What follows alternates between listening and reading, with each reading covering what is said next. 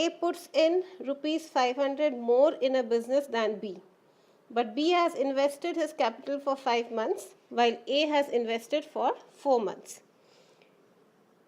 If the share of A is 48 more than that of B, out of the total profit of 528, find the capital contributed by each. Okay, so the share of 528 has to be divided between A and B, and it is given that A gets 48 more than B. So let's write the profit of A, BA. So A gets 48 rupees more than what B gets. Let the profit of B be B. This is equation 1. And it's given A plus B equal to 528. This is equation 2. So from 1 and 2 we get, from 1 and 2 we get, what do? We replace the value of 528 in equation 1. So instead of A we will write 528 minus B equal to 48 plus B. Therefore, B equal to 528 plus 48 divided by 2, which is equal to 240 rupees. B gets 240 rupees. Therefore, A will get 240 plus 48 from equation 1. So, 240 plus 48, which is equal to 288 rupees. So, we get the share of A and B. Okay. Now, A's profit per month.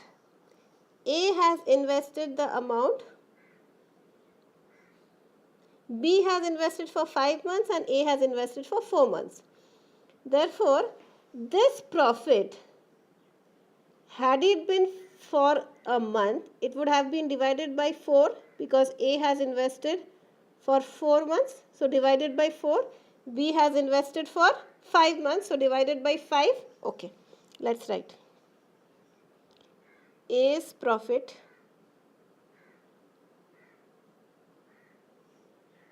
per month equal to 288 divided by 4, which is equal to 72 rupees because he has invested for 4 months. B's profit per month equal to 240 divided by 5 because he has invested for 5 months, is equal to 48 rupees. Now what's given? The ratio of the profit we just saw is 72:58. Now let's write. A puts in rupees 600 more in a business than B, but B has invested his capital for 5 months, blah blah blah. Okay. If the share of A is 48 more than B out of the total profits, find the capital contributed by each. Okay. The capital contributed by each has to be contributed. Now we know that the profit earned is in ratio of the capital invested.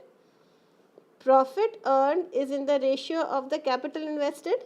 So let's write it this way. A's capital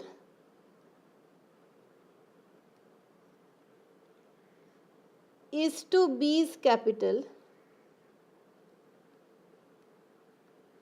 is equal to A's profit by B's profit. Okay. The capital invested will be in the ratio of the profits they have earned. Okay. Now 72:48 equal to 3:2. So the ratio of capital invested by A is to invested by B is in the ratio of 3:2. Fine? Okay. How do we write now? Say for example, it's given that A puts in rupees 600 more in a business than B. So the difference is 600. So let's write down, if difference is 1, if difference is 1 rupee, then the ratio is A's capital is to B's capital 3:2. Now if the difference is, if difference is 600, A's capital will be, simple ratio proportion, A's capital will be